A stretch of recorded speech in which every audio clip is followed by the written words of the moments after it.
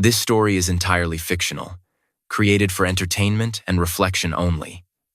Any resemblance to real persons or events is coincidental. 9 minutes. That's how long Greg Whitmore had left as a licensed securities professional when he walked through my front door. He didn't know that. He was too busy looking at my living room like he was pricing it for auction. He dropped his briefcase on my coffee table. Didn't set it down. Dropped it the way men drop things when they want you to feel the weight of their presence before they've said a single word. Then he looked at me and said, "Daniel, it's time you did something useful for this family." Useful. That word. He'd been using it for 11 years. The same word. The same tone. The voice of a man who had decided what I was on the day we met and had never once looked again. He thought he was here to offer me the privilege of bailing him out. He had no idea he was standing in the living room of a man who held $47 million in active contracts, a pending federal grant, and a 43-page SEC case file with Gregory Whitmore's name on page 1. He thought I was the handyman he'd always looked down on. He was 9 minutes from finding out exactly who he had been underestimating. The clock was already running.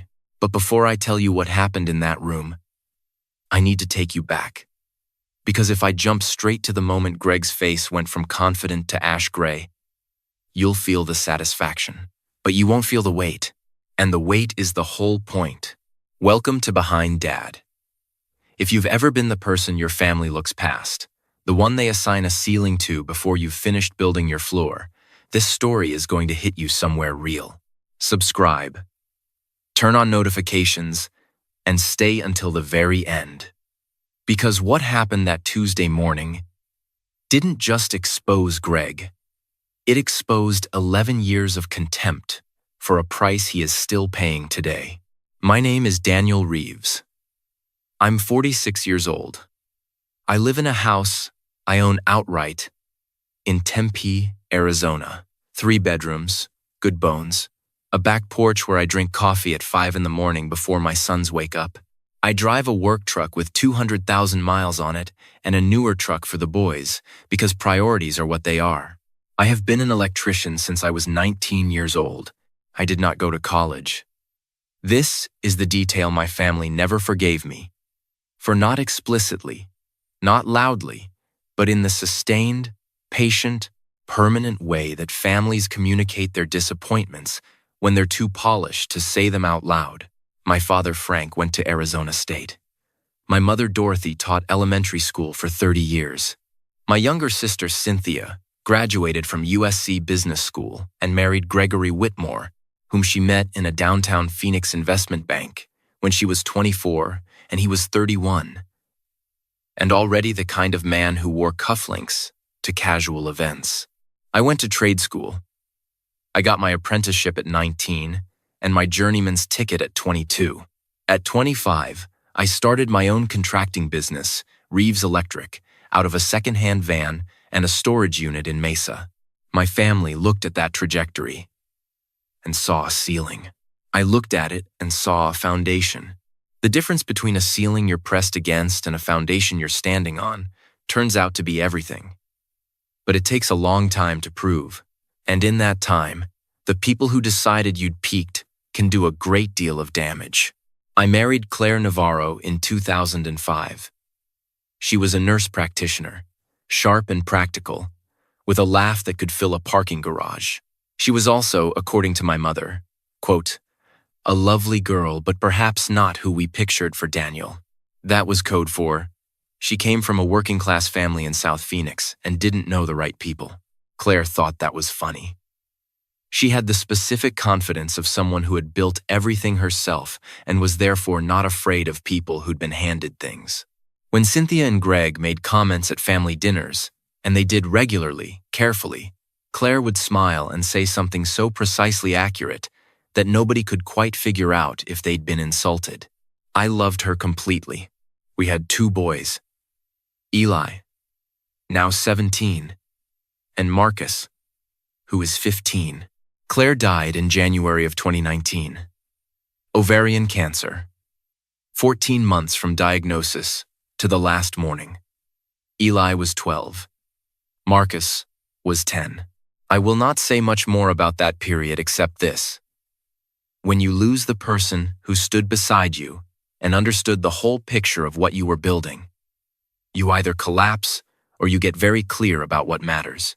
I collapsed for about 4 months. Then I got clear. Claire and I had talked about the business once, seriously, about 2 years before she died. It was a Sunday afternoon in February. The boys were at a friend's house. She was sitting at the kitchen table with a cup of tea, reading something, and I was going over job estimates at the other end of the table. It was one of those ordinary afternoons that turns out to be important later, when you look back at it. She put down what she was reading and said, "What do you actually want to build? Not this year, in 10 years. I said, "Something that matters at scale." She looked at me. "Then build it." I said, "It'll take a while."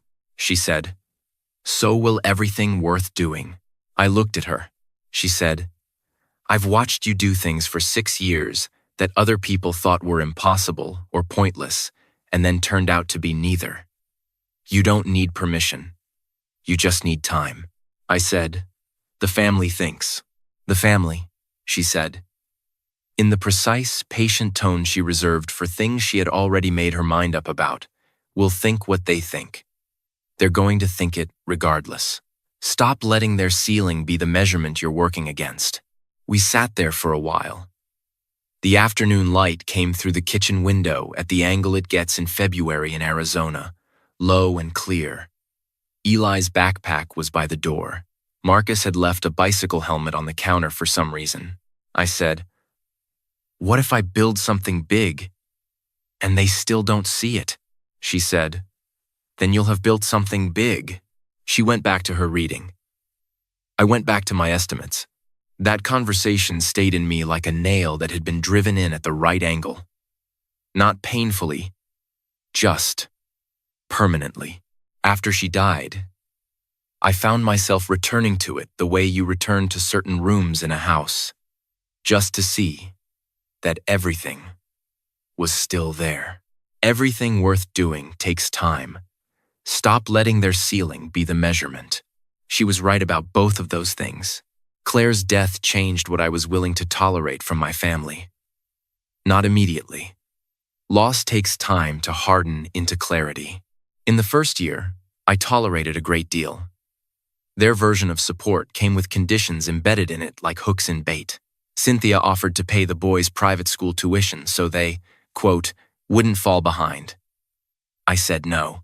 She offered again with a specific school attached, one where Greg had connections. I said no again. My mother told me I was being proud at the expense of my children. I enrolled my sons in the public school 2 miles from our house.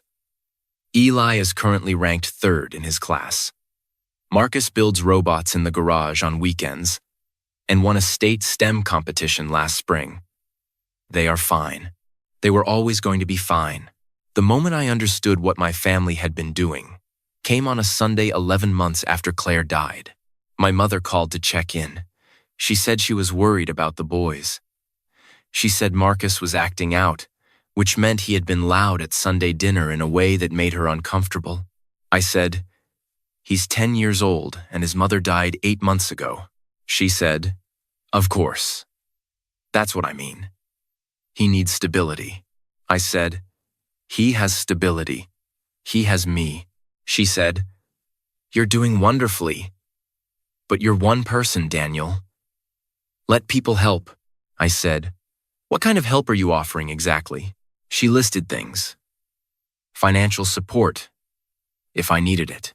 I said, "Mom, I don't need financial support." She said, "You don't have to be proud about this. Nobody would think less of you." I held the phone for a moment.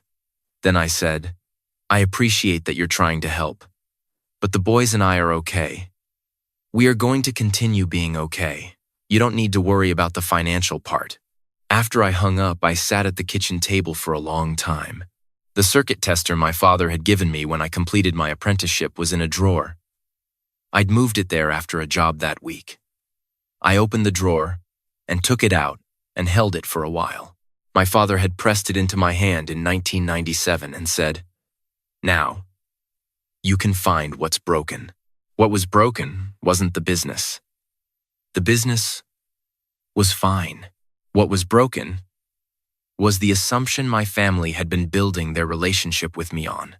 The assumption that I was an edge case, someone who had made choices that required occasional rescue, someone whose self-sufficiency was charming but probably not real, someone who probably needed more help than he admitted. I had never needed the help they kept offering. What I had needed for 20 years was for them to see me clearly. Those are completely different things, and the difference between them is the difference between love and management. Now, let me tell you about the 3 waves. Because if I summarize them, you'll hear them as anecdotes. You need to hear them as a system. The first wave came at my wedding in 2005. Greg pulled me aside near the bar before the rehearsal dinner. He said he wanted to be straight with me, man to man. He said Claire was clearly wonderful, that any man was lucky to have a woman like her, but that he wanted me to think carefully about what the long game looked like. He said, "Trades work is honest work, Daniel, but it has a ceiling. You're going to want to think about what Claire's life looks like in 20 years, what you can realistically provide." I was 27 years old, 3 months from the most important day of my life, and my future brother-in-law was standing at the bar telling me to think carefully about whether I could provide for my wife. I said, "I'll think about it." I went back to the table. Claire caught my eye and said, without asking, "What did he say?" I told her. She picked up her wine glass, took a long sip, and said, "What Greg Whitmore thinks about your ceiling is information about Greg Whitmore's ceiling, not yours." That was the woman I married. The second wave came at Thanksgiving in 2019. 10 months after Claire, I brought the boys because they needed family around them. My mother had made the effort. Good food. The table set the way Claire used to like it. After dinner, after the boys had gone to watch something in the other room, Greg sat back with an after-dinner drink and said, to no one in particular, "It's good that Daniel has the boys to focus on. A man needs a project when things get hard." He called my sons a project. I put my fork down. My father said, "Greg means that having purpose is," I said. "I know what he means." The table went quiet. Greg said, with the smooth recovery of a man who does this for a living, "I just mean you've got a reason to get up." That's valuable. I stood up. I said, "I'm going to check on the boys." I went to the other room. I sat on the couch between Eli and Marcus and watched whatever they were watching. Eli leaned against my arm. Marcus fell asleep.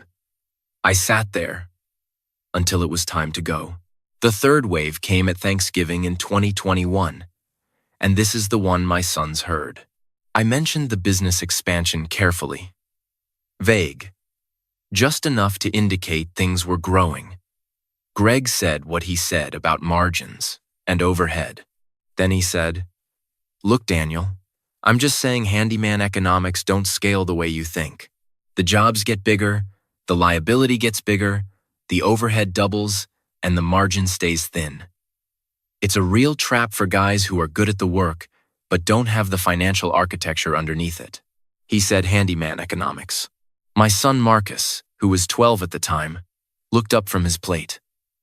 He looked at me, then at Greg, then back at me, with an expression I recognized immediately, because it was Claire's expression for when she was deciding whether to say something. He said, "Is that true, Dad?" I said, "No." Greg said, "Son, I'm not saying your dad isn't good at what he does." I said, "He's not your son." The table went quiet again. I said to Marcus, "The financial architecture is fine. Don't worry about it." Marcus looked at Greg one more time with the specific look of a boy filing someone away in a permanent category. Then, he went back to his food. I drove home that night in silence. When the boys were in bed, I sat on the back porch for an hour and thought about what Greg had said in front of my son. Let me give you the full texture of those years. because knowing the pattern is the only way the payoff makes sense. Between the 3 waves, there were smaller moments that don't have names but add up the same way interest adds up. They compound, quietly, without announcement, until the total is something you can barely carry. At Easter in 2020, my mother told a family friend, in front of me, that I had always been emotionally driven and that some people were simply not built for strategic lives. She said it the way you say something you believe is kind because it's honest. She did not look at me when she said it. Neither did the family friend. At a birthday dinner for my father in 2021, Greg's business partner asked what I was working on. I said commercial electrical infrastructure. He said, "Great. Who's doing the accounting for you? You want to make sure the margins are clean before you try to scale." He said this without irony, without any indication that he thought it was unusual to give financial management advice to a man he had met 40 minutes earlier and had already categorized as someone who needed it. At Christmas of 2022, Cynthia gave my sons a check for their college savings. It was generous. She handed it to them across the table in front of me and said, "Every little bit helps." She meant well. I know she meant well. But the framing the assumption that I was not already providing adequately for my sons' futures, that intervention from above, was both necessary and welcome. That was the thing underneath the kindness that stung. I cashed the check for the boys. I also, that same week, moved another $40,000 into their college accounts from a res project payment that had closed that month. I did not mention this to anyone. That was the economy of those years. I gave, without accounting. They gave, with an audience. And the family story that got written, in the absence of any corrective information from me, was the one they were writing. I have thought about this a great deal since then.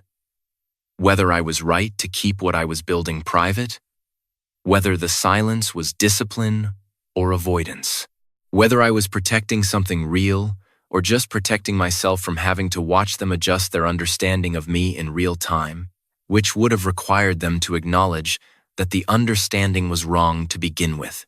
I don't have a clean answer to that. I have the result.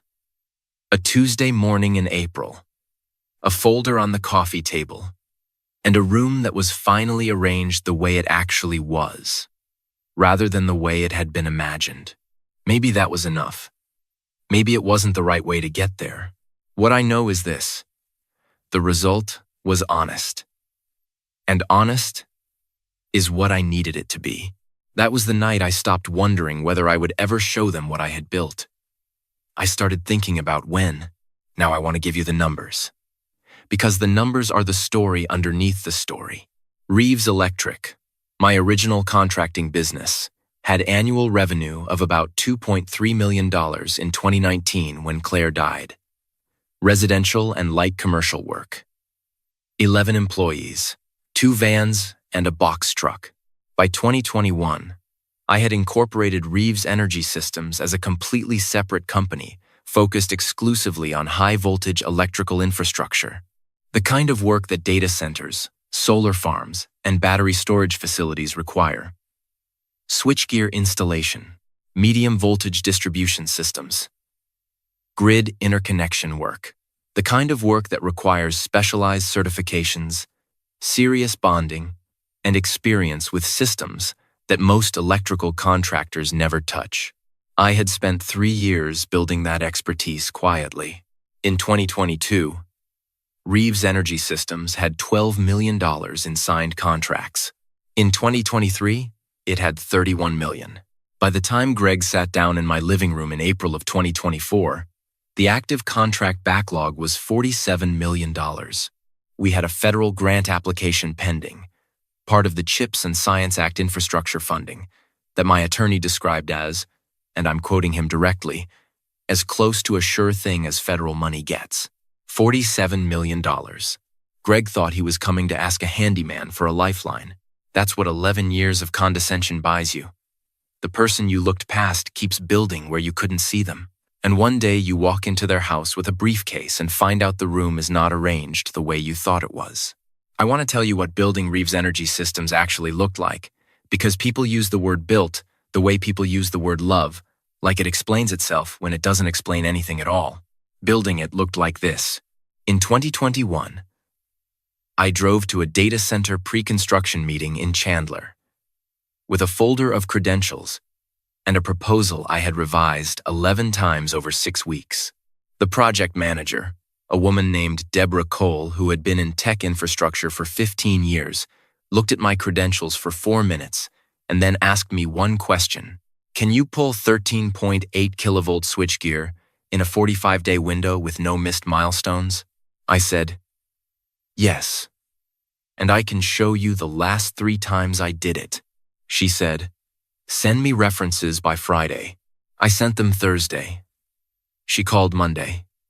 The contract was $8.7 million. 12 months of work. The beginning of everything else. Building it also looked like this. February of 2022. A solar project in Yuma. A utility-scale installation, 180 acres, requiring medium-voltage collection system design and installation I'd never done at that scale before. I brought in 2 specialists from Colorado for 8 weeks. I slept in my truck twice because the drive wasn't worth it, and I needed to be on site at 5 in the morning. I lost 9 pounds that winter from stress and forgetting to eat regular meals. My father called during that period and asked how business was. I said fine. He said that was good, that he was glad I was keeping busy. I want to tell you about one more thing that happened during the building years, because it says something I can't say any other way.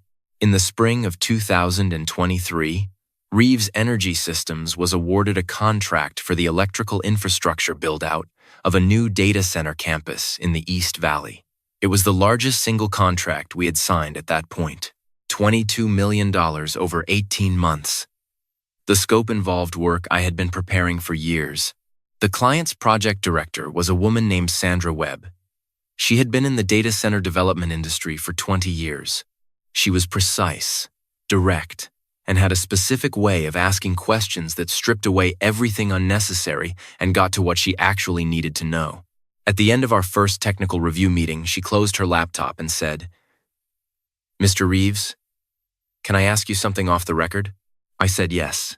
She said, we looked at 4 contractors for this scope. 2 of them are national operators with significant institutional backing. One is a regional company with good references but limited high-voltage experience. And then there's you, founder-operated, Southwest-based, no institutional backing that I could find. She paused. Every internal voice I talked to said to go with one of the nationals. I'm going with you. I want to understand why my instinct says you're the right call. I looked at her for a moment. Then I said, because I've been doing this work for 6 years, and I've never missed a milestone. The nationals have the backing because they have the relationships. I have the record because I have the experience. Those are different things. She nodded once. That's the answer I was looking for. We closed the contract 2 weeks later. I drove home that evening and sat on the back porch and thought about Greg at the rehearsal dinner in 2005, telling me to think about my ceiling. I thought about the word ceiling. A ceiling is something above you that you can't go past, but only if you accept that it's there. Only if you look up and decide it's structural. Some things that look like ceilings are just floors that haven't been built yet. He had no idea I was managing a $14 million project in Yuma. I didn't tell him. Building it also looked like this. My son's on the back porch, Eli doing homework, Marcus disassembling something electronic to see how it worked, me on a call with a federal program officer at 8 at night because that was when the officer had time. Marcus looked up from his work and mouthed, "Who is that?" I held up one finger. 1 minute. He nodded and went back to what he was doing. When I hung up, Marcus said, "Was that about the big job?" I said, "Which big job?" He said, "The one you don't talk about." I looked at him. He looked back at me with Claire's exact quality of attention. Calm. Watching. The attention of someone who has been paying close attention for a long time, without making it obvious. I said, "There are a few of those." He said, "Good," and went back to his project. I sat on the back porch that night after they went to bed. The circuit tester was in my jacket pocket from a site check that afternoon. I took it out and held it in both hands in the dark. My father had given me this tool and said, "Now you can find what's broken." I'd spent 27 years doing exactly that. The work was the same at its core. Understand the system. Find what's broken. Fix it correctly. But the scale had changed completely. And the scale was what my family had never imagined was possible for me. Not because I'd hidden it, because they had never asked. The phone call from my attorney Kevin Marsh came on a Tuesday in March. I was on a site walk in Mesa, a data center expansion project requiring about 8 miles of cable runs through 3 floors of server infrastructure. I stepped away from my foreman to take the call. Kevin said, "Daniel, an SEC filing dropped this morning. I need you to pull it up tonight." I said, "Is it the Whitmore matter?" Pause. "You already know about it?" I said, "I heard the firm name come up in a client meeting 3 weeks ago. I was waiting to see if it was connected." Kevin was quiet for a moment. Then he said, "Read section 3, paragraph 4, then call me." I read it that evening at the kitchen table while the boys ate dinner. The paragraph Kevin had flagged described a company that was regional, Southwest-based, focused on hyperscale data center electrical infrastructure and renewable energy, founder-operated, with active contracts in the $30 to $50 million range, and federal grant applications pending. That was Reeves Energy Systems. The memo had used my company as an example of what institutional investors shouldn't touch. The author of the memo, not named in the SEC filing but traceable through the document trail Kevin's contacts had pieced together, was Gregory Whitmore. I set down the report. Marcus looked up from his food. "You okay, Dad?" I said. "Yeah," he said. "You did the thing Mom used to do." "What thing?" "Where you go really still when something important is happening." I looked at him. He said, "She said it meant you were deciding something." I said, "Yeah, I'm deciding something." He went back to eating. "Let me know if you need help." I called Kevin after the boys went to bed. I said, "I need you available in the next few weeks. I think my brother-in-law is about to come asking for money." Kevin said, "How much?" "Whatever number makes his problem go away." "And you're going to say?" I said, "I'm going to show him the folder." Kevin said, "I'll clear my calendar." The Friday before the Tuesday, Cynthia called me directly. She had not called me directly in 4 months. Our communication ran through my mother, who relayed information the way a telephone operator used to route calls. Efficiently. Without editorial. She said, "Daniel, Greg and I need to see you. It's important. We're coming Sunday." I said, "This Sunday?" "Eli has a tournament." "Monday then. I'm on a site Monday and Tuesday morning." Pause.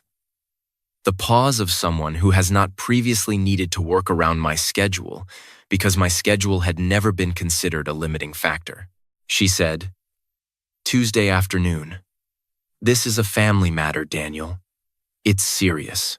I said, "Tuesday afternoon works. Come by the house." After I hung up, I sat at the kitchen table for a while. The circuit tester was on the counter from a panel check I'd done that morning. I picked it up, turned it over once. Then I called Kevin and said, "I need you available Tuesday afternoon." Kevin said, "I'll be there." The boys were with my parents for a school break that week. The timing turned out to be useful. I didn't want them in the house for this conversation. Tuesday morning, I went to the site at 5, ran my crew through the daily briefing, checked the conduit run on the east wing, reviewed the schedule with my site foreman, and was back home by noon. I showered. I changed into clean clothes. Not dress clothes, just clean. Jeans, a button-down, boots. The same way I dress for any meeting. I made coffee. I sat at the kitchen table and laid out 3 things: my phone, a notepad, and my copy of the Reeves Energy Systems corporate overview, a 17-page document Kevin had prepared for the federal grant application, containing the full contract history, financial statements, and project portfolio. I put the circuit tester next to the coffee cup. Then, I waited. Greg and Cynthia arrived 12 minutes late. That detail matters, because Greg was never late to meetings he considered important. He was always early. He believed early arrival communicated power.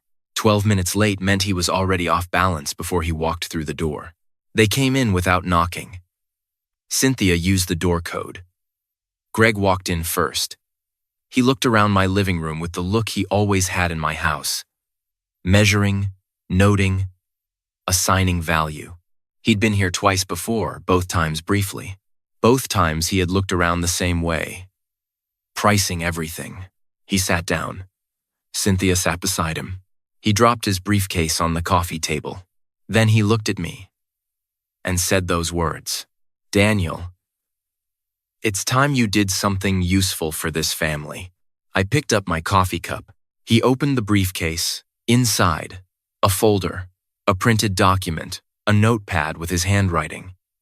He laid them on the table with the practiced efficiency of a man who does this for a living, presenting information, controlling rooms, steering conversations toward predetermined conclusions. He said, "I'm going to be straight with you, because I think you deserve that." He was starting with a statement about my worthiness of honesty. I said nothing. "I'm dealing with a regulatory situation. My firm is under SEC review for some compliance issues related to a 2022 investment memo. There's a personal liability component that my attorneys need to resolve before it becomes a referral. The amount is $2,100,000. We have until May 15th. He pushed the printed document toward me. "We need your help. Your house has equity. You have equipment. Your contracts, whatever residential work you've got going, can probably be assigned to someone. We're not asking you to give us anything. We're talking about a structured arrangement. Collateral. Short term. 2 years max. You get made whole." He said this the way he said everything. Fluently, confidently, in the organized syntax of a man who had not stopped to consider that the person across from him might understand more than he was being given credit for. Cynthia said, "We wouldn't ask if we had another option, Daniel." I looked at her. She had the look of someone who had already calculated how much this conversation would cost her and had decided the number was acceptable given the alternative. I said, "How did you get to the number? The 2.1? Greg blinked. "It's a settlement figure my attorneys negotiated." "Right. And the regulatory basis. What's the specific exposure area?" Greg paused. "It's complex. Investment memo, disclosure issues, some conflicts of interest. The SEC is the 2022 infrastructure memo." The pause this time was longer. Cynthia said, "How do you know about that?" I said, "Because my attorney called me about it 3 weeks ago." Greg's eyes went somewhere private for a moment. Recalculating. "Your attorney. Why would a contractor's attorney?" "Greg." I put down the coffee cup. "I want to show you something before we go any further." I picked up the 17-page document from the table. I placed it in front of him. He looked at the cover page. The company name at the top. Reeves Energy Systems, Incorporated. He read the first line. Active project backlog as of Q1 2024. $47,200,000. He stopped moving. I said, "We're an electrical infrastructure contractor specializing in high-voltage build-outs for data centers and utility-scale renewable projects. We have active contracts in 6 states. We have a pending federal grant under the CHIPS and Science Act that my attorney describes as very likely to close this quarter." I turned to page 3. The project list. Names, locations, Contract values. You may recognize some of the facility names, I said. Your firm has worked with 2 of these clients on the real estate side. Greg's eyes were moving down the page, reading fast. The speed of a person trying to absorb something faster than the implications can catch up with him, I said. Page 7 is particularly relevant to your situation. Page 7 was Kevin's summary of the SEC filing, the specific section identifying the 2022 investment memo. The description of the sub-institutional regional contractor used as a negative example. I had highlighted one paragraph. Greg read it. He set the document down slowly. His hands were flat on the table. Cynthia said, "Greg, what is this?" He didn't answer her. I said, "The company described in paragraph 4 of section 3 of that memo. The one your firm used as an example of what institutional investors should avoid. That's us. Greg, that's Reeves Energy Systems. Your firm wrote a dismissive analysis of my company, distributed it to institutional clients, and used it to support recommendations that are now under SEC review, without ever contacting us. Without ever reviewing our actual contract portfolio or our licensing or our federal relationships." Greg said nothing. "You assumed," I said. "The same way you've always assumed." What followed in the next 90 minutes was the most methodical conversation I had ever witnessed. The doorbell rang. Kevin Marsh is 52 years old and has been a corporate attorney in Phoenix for 24 years. He is not a dramatic person. He wears gray suits, carries a briefcase that is genuinely functional rather than decorative, and has exactly the kind of energy that makes opposing parties feel like the floor is somewhere below where they thought it was. He came in, said hello to Cynthia, nodded to Greg, sat down, opened his briefcase. He said, "Mr. Whitmore, I've reviewed the SEC filing materials. I think there are a few things we should discuss." Greg said, "I didn't know you were going to be here." Kevin said, "I know." Kevin laid it out in sections. First, Reeves Energy Systems. The contracts, the federal relationships, the market standing. 1-page summaries for each project, placed on the table in sequence. Second, the SEC matter. The 2022 investment memo. The conflicts of interest. The degree of descriptive specificity that made the company reference traceable. The question of whether Whitmore Slade Capital had sufficient information at the time of writing to have identified the company they were describing, and whether failing to do so represented due diligence or willful ignorance. Greg's jaw tightened when Kevin used the phrase, willful ignorance. Third, a specific detail Kevin had spent the previous 2 weeks documenting. In late 2021, Greg had been at an industry conference in Scottsdale, where one of Reeves Energy Systems' key subcontracting partners had given a presentation on hyperscale electrical build-outs. The presentation had mentioned Reeves Energy Systems by name as a project partner. There was a conference program. There were registration records showing Greg had attended. The presentation was on the record. Greg had been in the room when Reeves Energy Systems was presented to the industry. He had not acted on it. He had written the dismissive memo 3 months later anyway. Kevin did not use the word fraud. He didn't need to. Cynthia said, "Greg, did you know about this?" Greg said, "That's not he," stopped. "It was a conference. There were 60 presentations," Kevin said pleasantly. 34. And only 2 specifically addressed the hyperscale electrical infrastructure sector.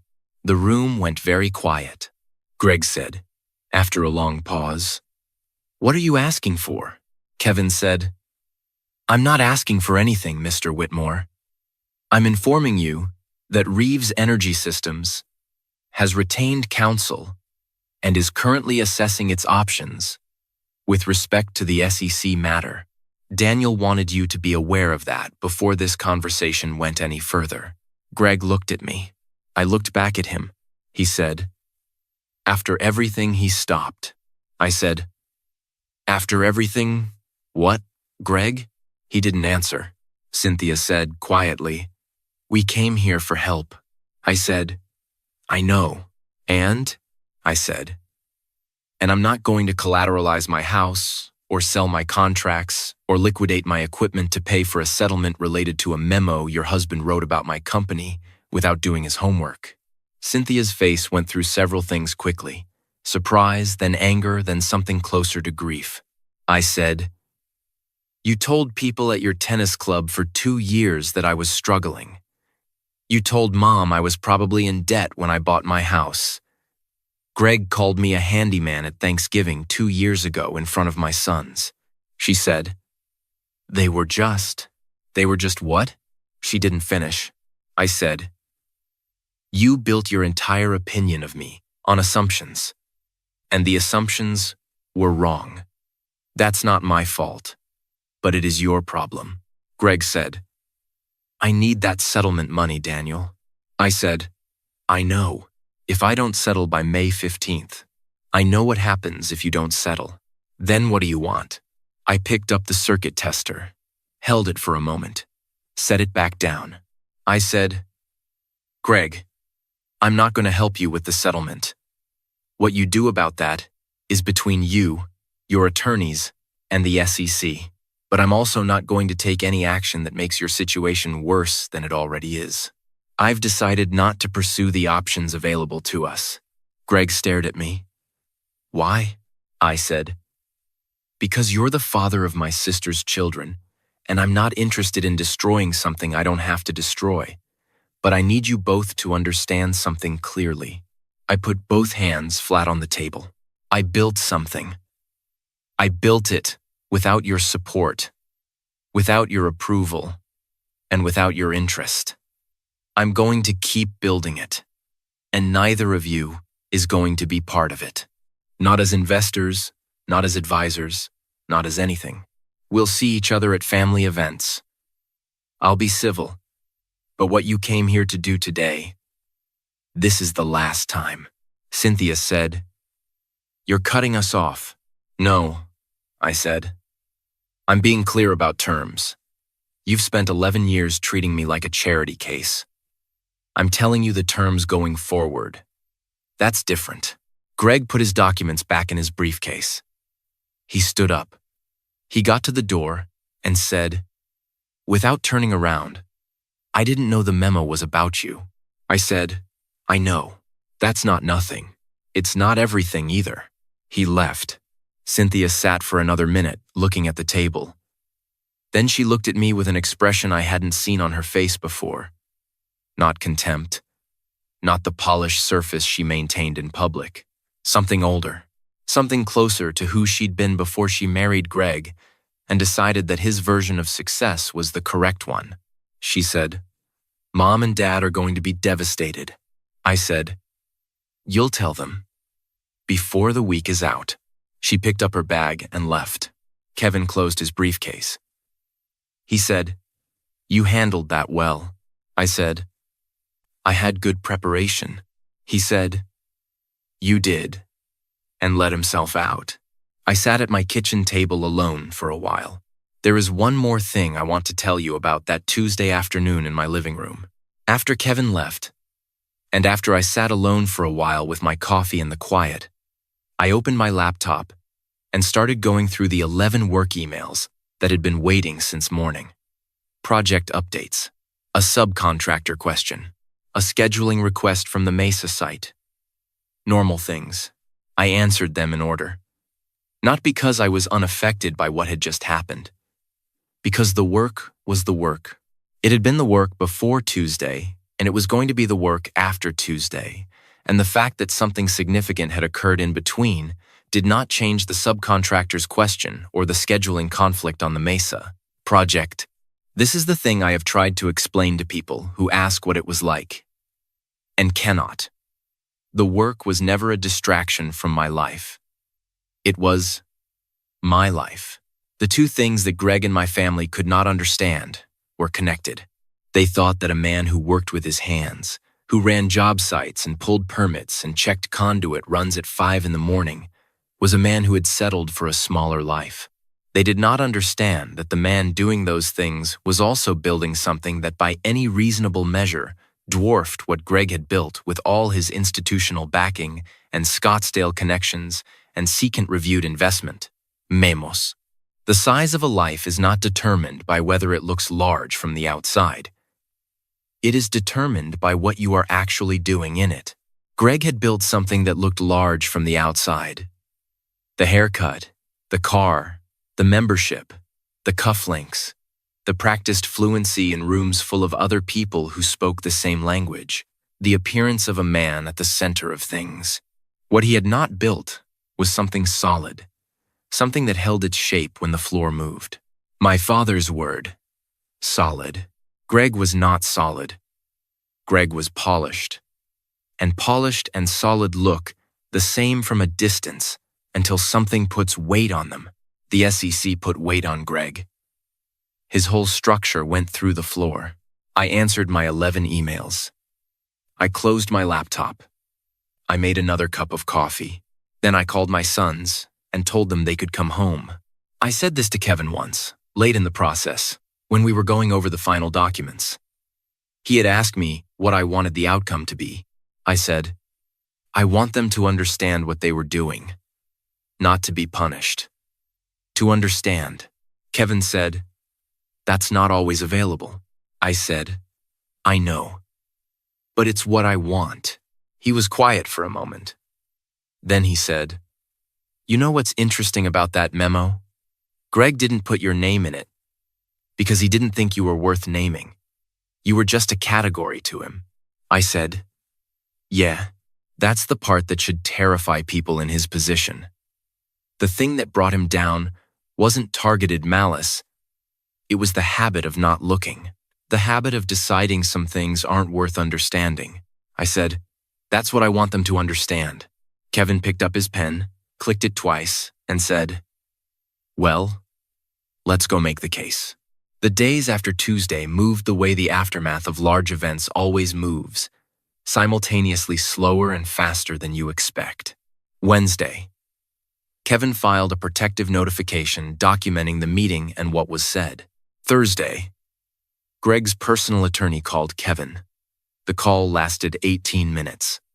Kevin called me afterward and said, they're rethinking their strategy. Friday. Cynthia texted me. It said, I didn't know about any of this. I need you to believe that. I read it twice. I believed it. That almost made it worse. The specific grief of being married to a man whose professional arrogance had moved into your shared life without you fully seeing it. The SEC consent order came in June. I read it on a Saturday morning while the boys were still asleep. The order detailed the 2022 memo, the conflicts of interest, the steering of clients toward personally connected instruments. It named Gregory Whitmore as a responsible party. It revoked his securities license. Not suspended.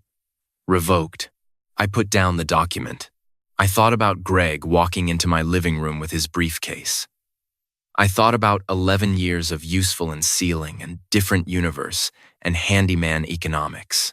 I thought about him looking around my living room and pricing it. I didn't feel what I expected to feel. I expected something clean and hot. The satisfaction you imagine when someone who hurt you finally gets what they deserved. What I actually felt was quieter than that, less like victory and more like a weight being set down. The difference between winning an argument and having it finally be over, those are not the same thing. I made coffee. Went to the back porch. Marcus came out in his socks and stood beside me and didn't say anything. Didn't need to.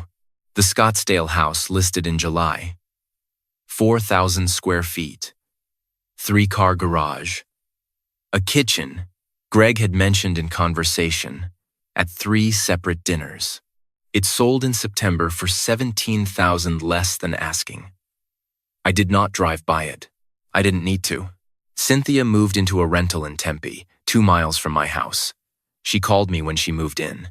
She said, can I maybe see the boys sometime? I don't know. Are they doing okay? I said, they're doing well. Ask me directly next time, and I'll tell you directly. She said, okay. That was the beginning of what we are now. Tentative, honest, built on what actually exists, rather than what the family script said should exist. Not warm yet, may not be for a long time, but real. And real is more than most of the years before it. My father came to visit in November. He stood on my back porch in the late afternoon light and looked at the yard. Marcus's solar panel array was in the corner, built to power a speaker system, because he does things like that. Dad looked at it for a while.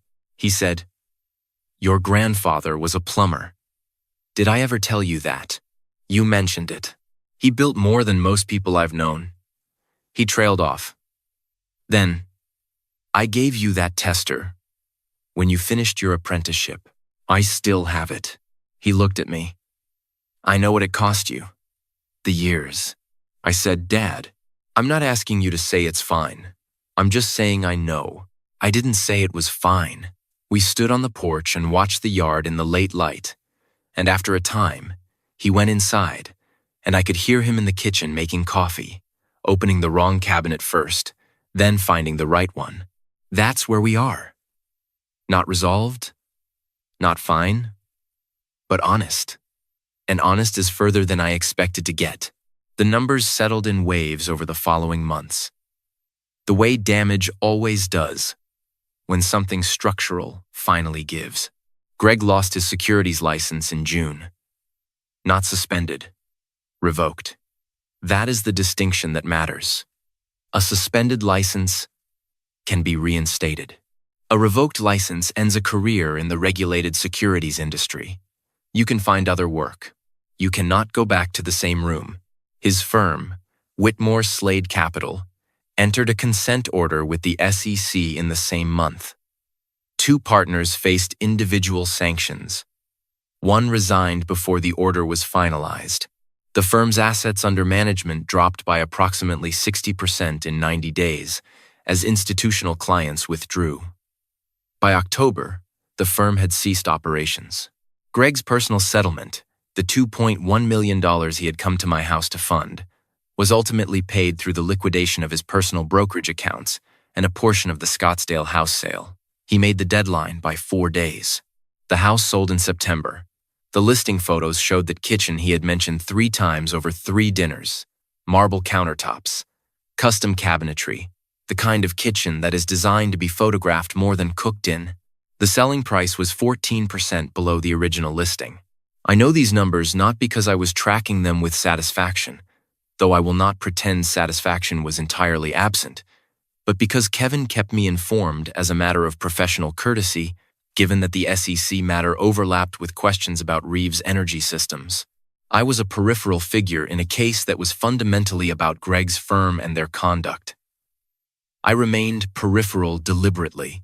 Kevin said to me once, in August, "You know you could have been much more involved in this." The overlap with the memo was real. I said, "I know. You chose not to be." I chose not to be. He looked at me the way he sometimes did when he was trying to understand a decision that was not purely strategic. "Why?" I said, "Because involvement would have made it about me and Greg. I wanted it to be about what Greg actually did. Those are different things." Kevin was quiet for a moment. Then, "That's a meaningful distinction," I said. "Claire used to say that the difference between justice and revenge is whether you need to be in the room when it happens." Kevin said, "Smart woman," I said. "The smartest I've ever known." The federal grant closed in October. $14 million. Reeves Energy Systems had 31 employees at that point. Active contracts in 6 states. A backlog that would keep us running at full capacity for the next 2.5 years. I did not call anyone in my family to tell them. Kevin called me to tell me, and I thanked him and went back to the site walk. That evening, Marcus brought me a beer without being asked. He was 15 and had started doing that. The small domestic attentiveness of a boy watching his father and learning something. He said, "Big news today?" I said, Yeah, good big or problem big? Good big, he said. Cool. And went back inside. I sat on the back porch until it got dark and thought about Claire. About what she would have said. Not about the grant, but about all of it. The 11 years. Greg's face when he read the cover page. Kevin sitting across from him like a piece of infrastructure you didn't know was load-bearing until you tried to remove it. Claire would have said something precise. Something that cut straight to the thing, underneath the thing. I think she would have said, "You didn't have to wait this long, you know." And she would have been right. I could have told them sooner. Could have made my capability visible before it became a consequence. I chose not to. Partly from strategy. Partly from the specific grief of a man whose family had looked past him for so long that he'd stopped trusting that showing them the truth would change what they saw. That was my mistake. Not the silence itself, but the reason for it. I should have told them because they deserved to know, not because I was waiting for a moment where the truth would be impossible to dismiss. I'm working on that. On the difference between protection and concealment. On what I owe the people I love, even when they failed to see me clearly. My sons are watching me work on it. That's the most important thing. Eli asked me something in September that I have thought about since. We were driving back from one of his cross-country meets. He'd placed fourth. He was tired in the satisfied way of someone who had left everything on the course and was at peace with the result. He said, "Dad, did you know for a long time that Uncle Greg had done something wrong?" I said, "I found out in March, but you didn't say anything until April." No. He was quiet for a moment. Then, why? I thought about how to answer that. Eli is 17 and deserves real answers, not simplified ones. I said, because I needed to make sure I understood it fully before I acted on it, and because I wanted the action to be about the facts, not about how I felt. He looked out the window at the highway. "Were you angry?" "Yes, but you didn't act angry." "No," he said. "How do you do that?" I said, "Practice, and knowing that angry actions usually cost more than they earn." He was quiet for another mile. Then, Grandpa Greg called the other day. Left a voicemail. I looked at him. He was watching the road. What did he say? He said he was sorry, that he hadn't understood a lot of things, that he hoped I knew he cared about me and Marcus. I said, "What did you do with that?" Eli said, "I didn't call back yet. I'm thinking about it." I said, "That's the right answer." He said, "What would you do?" I said, "I'd probably call back eventually, and I'd listen. Whether anything comes from the listening depends on what's said." He nodded. "Okay." He put his head back against the headrest. "I'm going to sleep for the rest of the drive." I said, "Good meet today." He said, "Yeah," and closed his eyes. I drove the rest of the way home thinking about what Greg had said in that voicemail. I'm not certain what to do with a man who spent 11 years deciding what I was and then discovered, at significant personal cost, that he was wrong. I'm not certain there is a clean thing to do with that. What I know is that my sons were watching. And what they were going to learn from how I handled it was going to matter more than the handling itself. I'm still figuring out the right answer. That's probably where I'm supposed to end up. Let me tell you about what Reeves Energy Systems became in the year after that Tuesday, because I think it's the part of the story the original insult was supposed to prevent. By the end of 2024, we had 37 employees. Not all electricians. A project manager, 2 estimators, a compliance officer, an operations coordinator. People who came in because the work was real, and the company was solid, and the reputation we had built over 3 years of doing exactly what we said we would do was the kind of reputation that travels in an industry where everyone knows who shows up and who doesn't. We had expanded to Texas and California, not aggressively, steadily, the way things expand when the foundation is right The federal grant funded 2 new project initiatives in renewable energy integration. I hired 2 engineers specifically to develop those programs. They were both recent graduates, one from Arizona State and one from New Mexico State, and they were both, by every measure I had available to me, significantly smarter than I was in their specific areas. I hired them because the company needed what they knew. That's the part that is hardest to explain to people who have spent their careers protecting territory. The moment you start hiring people who are better than you at specific things is the moment the company stops being limited by what you personally can do. Greg had never done that. His firm had been built around Greg's relationships and Greg's judgment. When Greg's judgment was found to be flawed and his relationships became liabilities, there was nothing underneath it. My father came back in December. He came back twice, actually. Both times with my mother.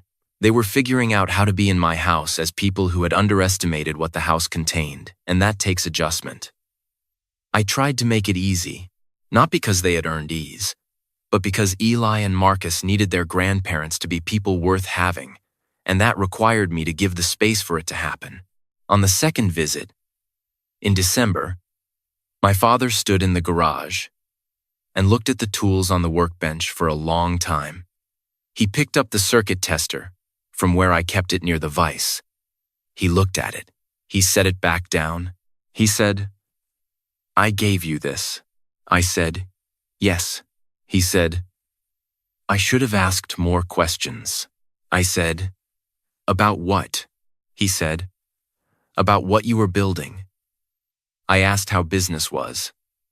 I didn't ask what you were actually doing. I said, "No." He looked at the workbench for another moment.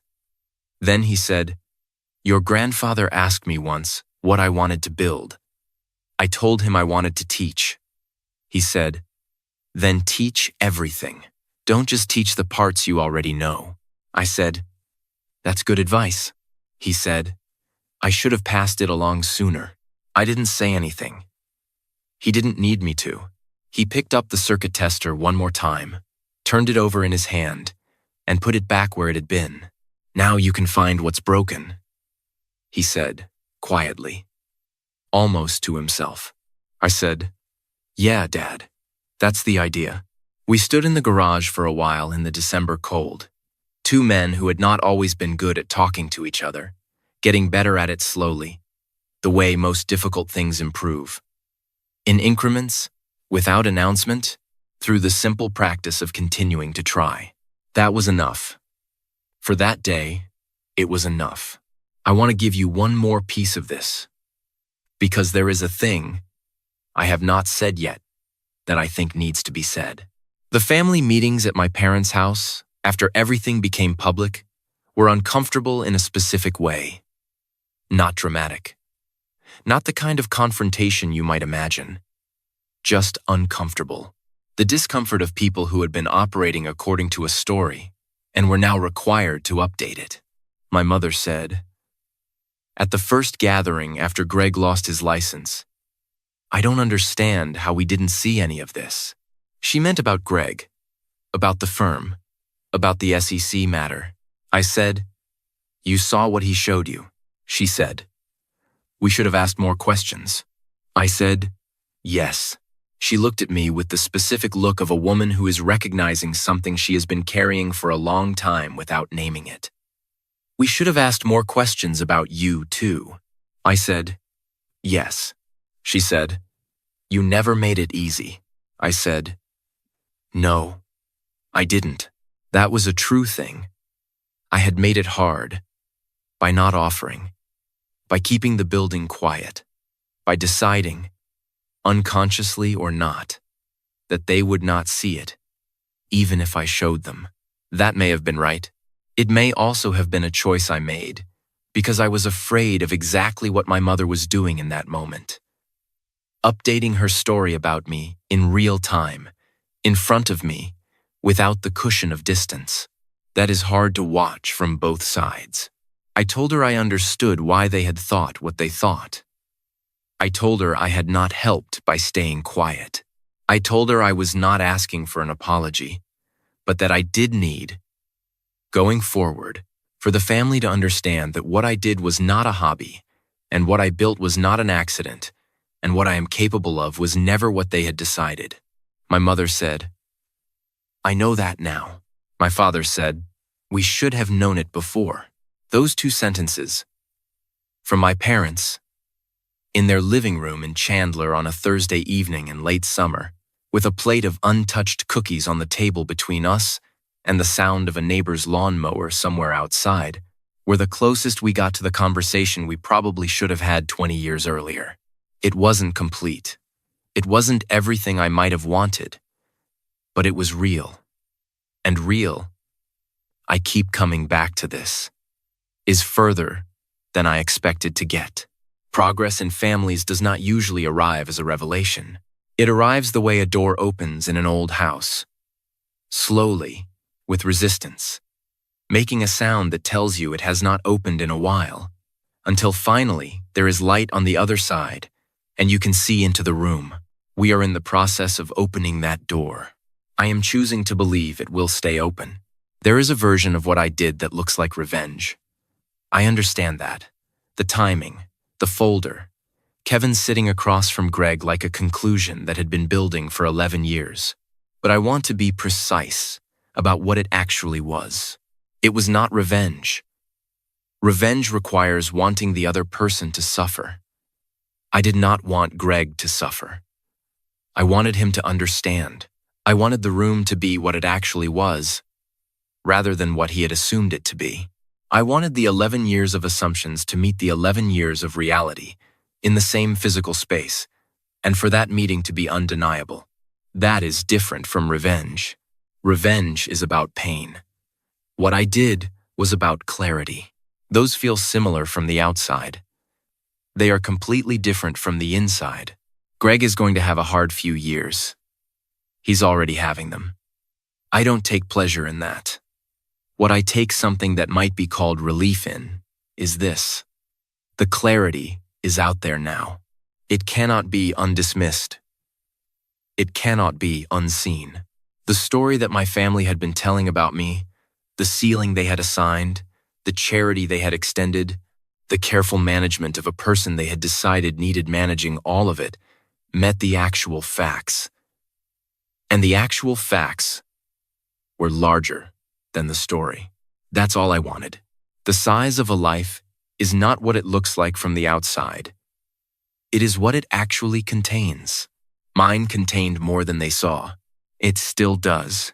I want to tell you something before you go, and I need you to hear it as something I actually believe, not as a conclusion the story requires. The people who assigned me a ceiling spent 11 years delivering that judgment in the careful, consistent way that families do. Not with malice, exactly. With the certainty of people who had mistaken their limited observation for complete truth. They watched me carry a tool bag and decided they knew what that meant. They didn't know what I was building inside the hours they never asked about. They didn't know about the federal meetings, the contract negotiations, the 5 a.m. site walks, the late nights reviewing drawings after the boys went to bed. They didn't know because they didn't ask. And they didn't ask because they had already decided. That is a particular kind of arrogance. Not the loud kind. The quiet kind. The kind that wears good manners and calls itself realism. The quiet kind is the most expensive. Because the people paying the price are the ones being underestimated. They pay in years. In the accumulated weight of being somewhere they are not fully seen. In the energy it takes to keep building something true, while the people around them talk about ceilings. Here's what I know from the other side of it. Build anyway. Build quietly if you have to. Keep records. Know your numbers. Find one person who sees what you're actually doing and can speak to it clearly when the moment comes.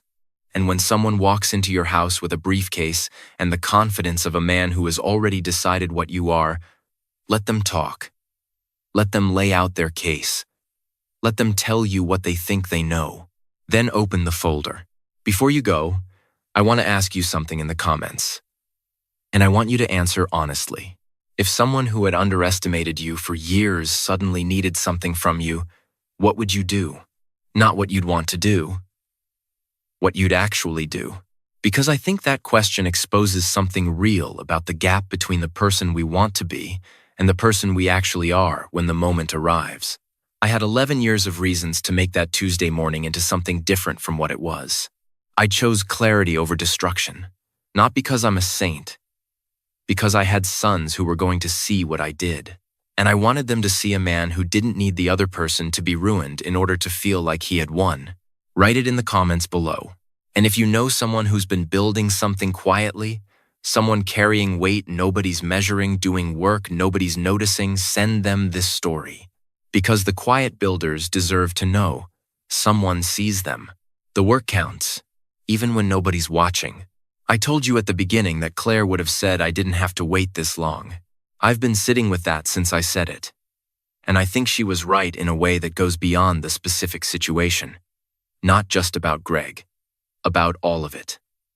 The years of absorbing the contempt quietly, the years of building without naming what I was building, the years of accepting a family story that was wrong about me and never correcting it because correction felt like confrontation, and confrontation felt like something I didn't want to spend myself on. I spent myself on it anyway. Eventually. I just waited until the moment it was unavoidable. That's not necessarily the best approach. I want to be honest about that. The better approach might have been earlier, smaller corrections. Not dramatic ones, just consistent. I'm not struggling. I'm building. The business is growing. Here is what I am doing. Here is what I am capable of.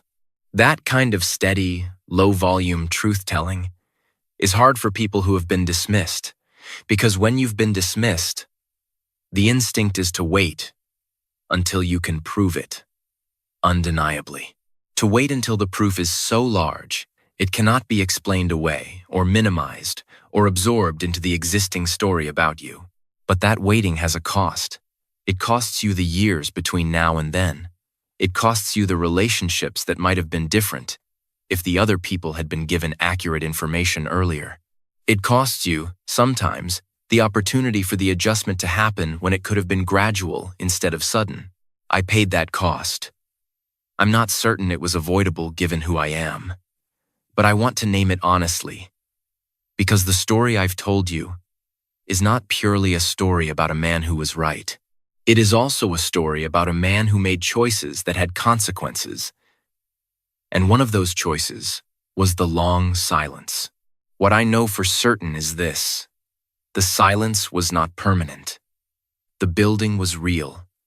The moment came. And when the moment came, I was ready. That part I did right. The rest I am still working out. The last thing I want to tell you is about a Wednesday in November. I was on the Mesa data center site, the same project I had been managing since spring.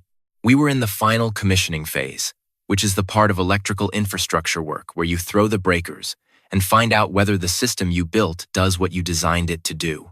It is the most honest moment in this kind of work. The system either works or it doesn't. There is no version of that moment that is about appearances or assumptions or stories. There is only the circuit, and the load, and the reality of whether the preparation was right. We threw the main breaker on the east wing at 7:43 in the morning. Everything came up clean. I stood in that data center with the sound of cooling systems spinning up and servers coming online, and the low electrical hum of a building full of infrastructure, finding its voltage, and I thought about my father handing me a circuit tester in 1997 and telling me it was for finding what's broken. I thought about what it meant to find what's broken. It means understanding the system well enough to know where the failure points are. It means not being afraid to look at the parts that aren't working. It means having enough patience to trace the fault back to its origin, rather than just patching the symptom. It means, in the end, being willing to see things clearly, even when clarity is inconvenient, even when clarity requires you to say, that story was wrong, that assumption was wrong, that ceiling was never real. The system came up clean. I pulled out the circuit tester from my breast pocket, turned it over once, and put it back. Then I got back to work. My father gave me a circuit tester in 1997, and told me it was for finding what's broken. It took me 27 years to understand that the broken thing was never mine. Kevin called me on a Friday in January. He said he had a client who ran a mid-sized data center development firm and had heard about Reeves Energy Systems through the Mesa project and wanted to set up a meeting. I said, "Set it up." He said, "He's also heard about the SEC matter and the overlap with your company.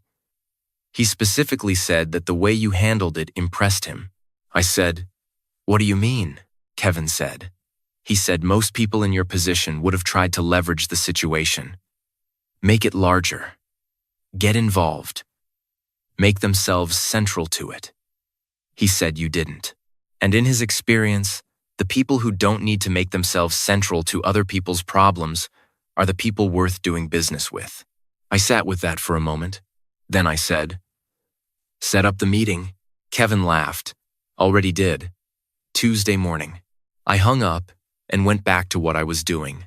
There is a thing that happened to me in the year after Greg walked into my house that I am still trying to name correctly. It is not triumph. It is not vindication. Exactly. Though there is some of that. It is something quieter. It is the specific feeling of a room that has finally been arranged the way it actually is. For 11 years, I had been in rooms that were arranged according to a story about me that was wrong. Not maliciously, just wrongly. The way furniture gets arranged in a house and stays that way for years because nobody has a reason to move it, not because it's in the right place. Now the room was right. The furniture was where it belonged. And it turned out to belong in a much larger space than anyone had imagined. I did not build it for them. I want to be clear about that. I did not build Reeves Energy Systems to prove something to my family. I built it because the work was real and the opportunity was real, and I had the skills and the time and the discipline to do it. What my family's contempt gave me, paradoxically, was the specific freedom of someone who has stopped expecting approval. When you stop expecting approval, you stop making decisions that are oriented toward earning it. You make decisions that are oriented toward the actual work. That turned out to be the better way to build a company. Greg never stopped making decisions oriented toward earning approval. His entire career was, at its core, about being the right person in the right room. When the SEC determined that the room he had been the right person in was the wrong room, he had nothing underneath. I was never in that room. I was in my room, doing my work, at 5 in the morning, with nobody watching. That turned out to be the right place to be. This story is completely fictional, created for entertainment and reflective purposes only. If something in it resonated the years of being underestimated, the cost of building in silence, the moment the room finally sees you, that resonance is real, even when the story is not. Thank you for watching.